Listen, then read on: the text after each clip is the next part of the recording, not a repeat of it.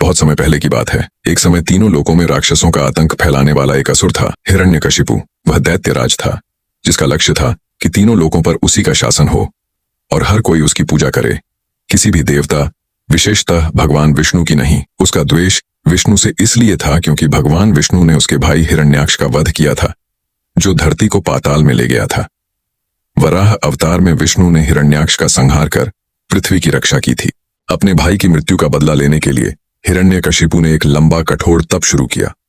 उसने हजारों वर्षों तक तप किया और आखिरकार ब्रह्मा जी उससे प्रसन्न हुए। ब्रह्मा ने उसे वर मांगने को कहा। हिरण्यकशिपु ने मांगा, ना मुझे कोई मनुष्य मारे, न जानवर, न दिन में, न रात में, न घर के अंदर, न बाहर, न आकाश में, न धरती पर, न किसी अस्त्र से, न किसी शस्त्र से।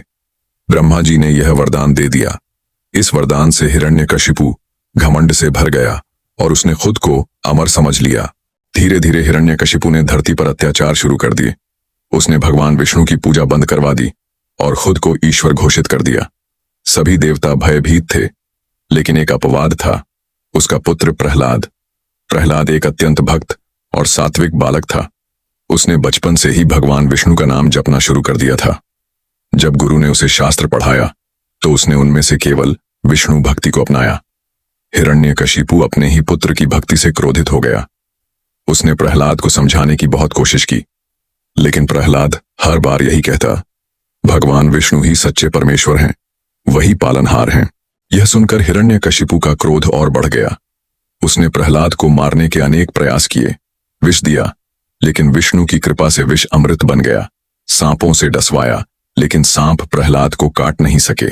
हाथी से कुचलवाया, लेकिन हाथी ने उसे छुआ तक नहीं। दुर्गम जंगल में छोड़ा, पर वन देवताओं ने उसकी रक्षा की। अंत में उसने अपनी बहन होलिका से कहा, जिसके पास वरदान था कि वह अग्नि में नहीं जल सकती।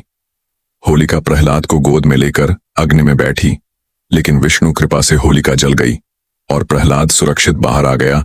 इन सभी घटनाओं के बाद भी प्रहलाद की भक्ति में कोई कमी नहीं आई। हिरण्यकशिपु अब बिल्कुल पागल हो गया था। एक दिन उसने प्रहलाद को अपने दरबार में बुलाया और गुस्से में चिल्लाया, कहाँ है तेरा विष्णु?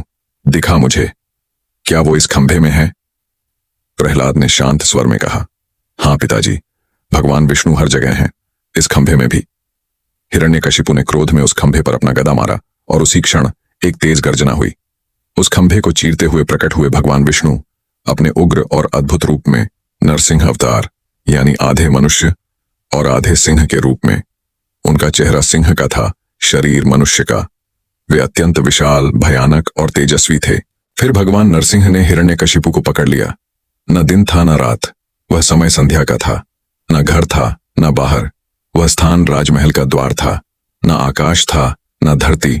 उन्होंने हिरण्यकशिपु को अपने घुटनों पर रखकर उठाया था। न कोई अस्त्र था न शस्त्र। उन्होंने अपने नाखूनों से हिरण्यकशिपु को चीर कर मार डाला।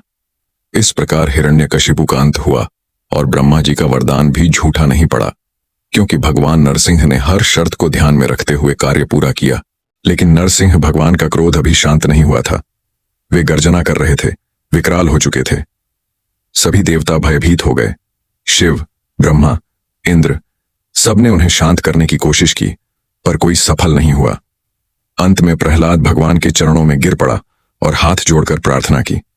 जैसे ही नरसिंह भगवान ने अपने भक्त को देखा, उनका क्रोध शांत हो गया।